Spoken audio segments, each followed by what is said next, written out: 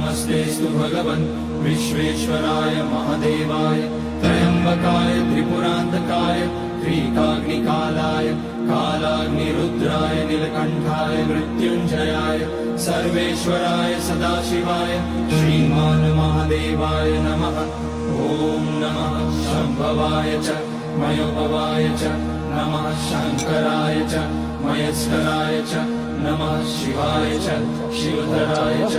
ॐ त्र्यम्बकं यजामहे सुगन्धिं पुष्टिवर्धनम् उर्वारुकमिव बन्धनान् मृत्योर्मुक्ष्यमामृतात्। नागेन्द्रहाराय त्रिलोचनाय भस्माकराय महेश्वराय नित्याय शुद्धाय दिगम्बराय तस्मै नकाराय नमः शिवाय। मन्दाकिनी सलिलचन्दन चर्चिताय नन्दीश्वर भरतनाथ महेश्वराय